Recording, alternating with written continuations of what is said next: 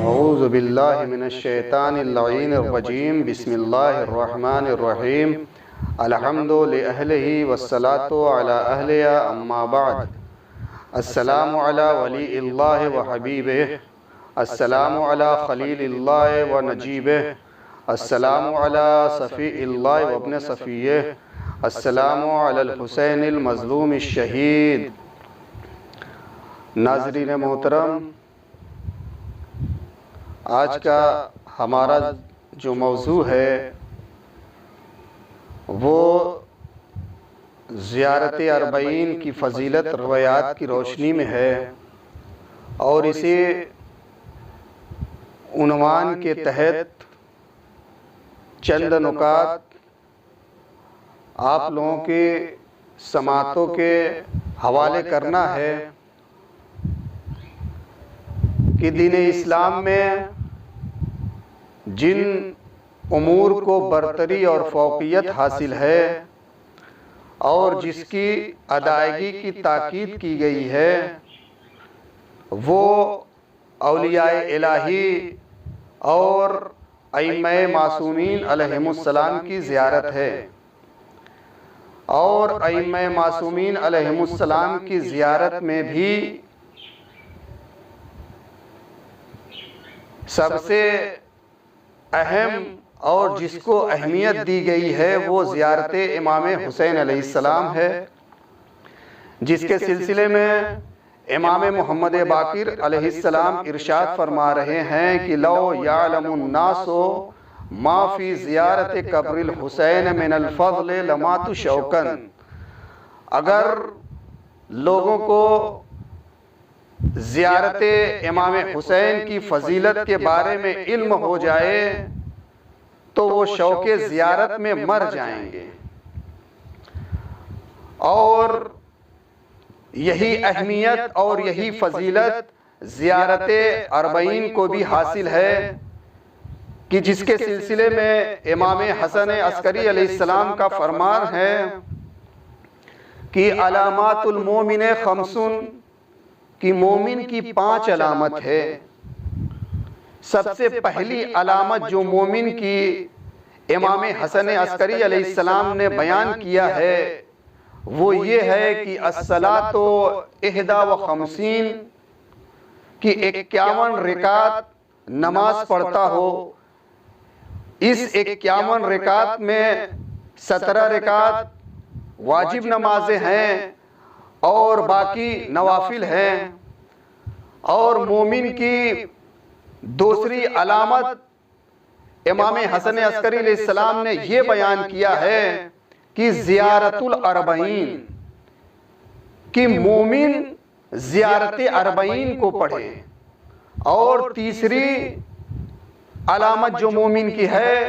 وہ یہ ہے کہ التختم بالیمین، دائیں ہاتھ میں انگوٹھی پہنے۔ اور چوتھی علامت مومن کی یہ ہے کہ تعفیر الجبین بالسجود، یعنی وہ خاک پر سجدہ کرتا ہو۔ اور مومن کی آخری اور 5ویں علامت جس کو امام حسن عسکری علیہ السلام نے بیان کیا ہے وہ یہ ہے کہ الجہر بسم اللہ الرحمن الرحیم، یعنی وہ بلند آواز سے بسم اللہ کو پڑھتا ہو۔ تو ناظرین محترم، اگر کسی چیز کو پہچاننا ہے تو اس کی علامت اور اس کے خصوصیات کے ذریعے سے اس چیز کو پہچانا جاتا ہے۔ اگر مومن کو پہچاننا ہے تو مومن کی پہچان یہ ہے کہ وہ 51 رکعت نماز پڑھتا ہو، جس میں سے 17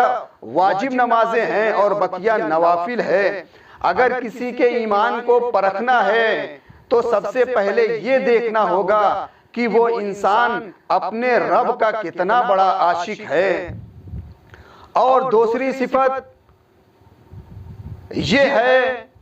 مومن کی کہ زیارت اربعین کو بجا لائے۔ یہ بہت بڑی بات ہے، یہ بہت بڑی بات ہے کہ زیارت اربعین کو وہی درجہ حاصل ہے جو نماز کو حاصل ہے، یعنی امام حسن عسکری علیہ السلام نے زیارت اربعین کو نماز کی صف میں قرار دیا ہے تو اس کی کوئی وجہ تو ہوگی۔ اس کی سب سے بڑی وجہ یہ ہے کہ نماز وہ ہے جو تقرب الہی کا ذریعہ ہے۔ نماز ہی کے ذریعے سے انسان اپنے معبود حقیقی سے قریب تر ہوتا ہے اور نزدیک ہوتا ہے، لیکن اس حقیقی نماز کے لیے کسی آئیڈیل کی ضرورت ہے۔ تو امام حسین علیہ السلام سے خوبصورت سجدہ بارگاہ خداوند عالم میں کس نے کیا ہوگا؟ تیروں اور نیزوں نے امام حسین علیہ السلام کے بدن کو زخموں سے چور چور کر دیا تھا، لیکن امام مناجات کر رہے تھے اور مناجات کا عجیب انداز تھا جس میں عشق ہی عشق تھا، جس میں تقرب ہی تقرب تھا۔ رضم بقضائہ و تسلیما لامرہ، پروردگار زخموں نے مجھے ستا رکھا ہے، زخموں نے مجھے مجبور کر دیا ہے، میرے جسم پر تیر پیوست ہیں، لیکن خدایا اگر تو راضی ہے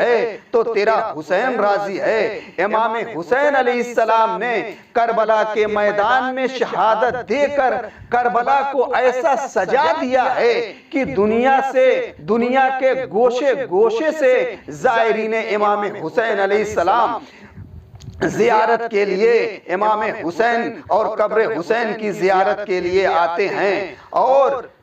امام جعفر صادق علیہ السلام کی خدمت میں ایک شخص حاضر ہوتا ہے اور آ کر کہتا ہے مولا اس سال ہم زیارت کے لیے نہیں جا سکے، اب آپ ہی ہمیں کچھ بتائیے۔ تو ایک مرتبہ امام جعفر صادق علیہ السلام نے اس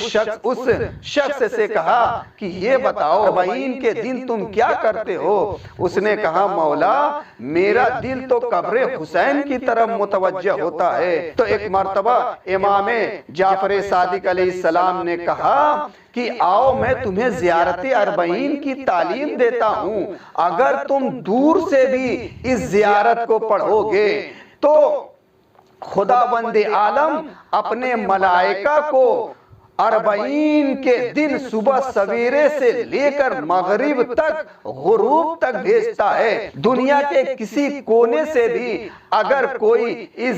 زیارت اربعین کے کلمات کو ادا کرتا ہے تو فرشتے اس کلمات کو لے کر امام حسین علیہ السلام کی خدمت میں حاضر ہوتے ہیں، اور امام حسین علیہ السلام ان ملائکہ کو خبر دیتے ہیں کہ اس کا نام لکھ دو، اس لیے کہ یہاں پر یہ آیا تھا اور اس نے زیارت کی تھی۔ یہ ہے امام حسین علیہ السلام کی فضیلت۔ اور بھی بہت سی روایتیں زیارت اربعین کی فضیلت کے بارے میں وارد ہوئی ہے۔ شیخ توسی نے اپنی کتاب میں صفوان بن جمال سے روایت کرتے ہوئے نقل کیا ہے کہ صفوان جمال کہتے ہیں کہ میرے مولا امام صادق علیہ السلام نے زیارت اربعین کے بارے میں مجھ سے فرمایا ہے کہ جب دن کا آدھا حصہ چڑھ جائے تو تم زیارت اربعین کو پڑھو، پھر زیارت اربعین کے بعد 2 رکعت نماز پڑھو اور نماز کے بعد اپنی حاجت کو طلب کرو، پروردگار عالم تمہاری حاجتوں کو پورا کرے گا۔ یہ ایک روایت زیارت اربعین کی فضیلت کے بارے میں وارد ہوئی ہے۔ اور دوسری روایت جو جابر ابن عبداللہ الانصاری سے وارد ہوئی ہے اور اس کی کیفیت وہی ہے جو عطا سے نقل ہوئی ہے۔ عطا یہ ظاہراً وہی عطیہ عوف کوفی ہیں جو اربعین کے موقع پر جابر کے ہمراہ تھے۔ جب وہ زیارت امام حسین علیہ السلام کے لیے کربلا جا رہے تھے تو عطا نے کہا، عطا کہتے ہیں کہ میں جابر ابن عبداللہ انصاری کے ساتھ اربعین کی زیارت کے لیے جا رہا تھا۔ جب ہم غازریہ پر پہنچے اور جابر نے فرات میں غسل کیا اور غسل کرنے کے بعد ایک بہترین اور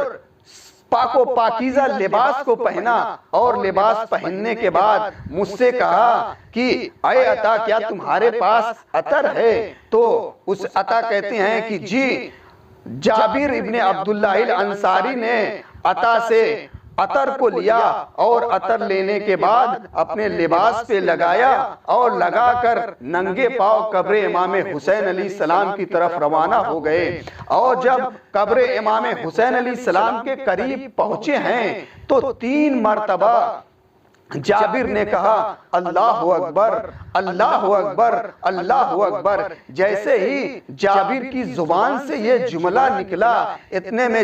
جناب جابر بے ہوش ہو گئے، اور جب جناب جابر کو ہوش آیا تو ایک فقرہ ان کی زبان سے نکلا، السلام علیکم یا آل اللہ، اے اللہ کی آل آپ پر سلام ہو، وآخر دعوانہ ان الحمدللہ رب العالمین۔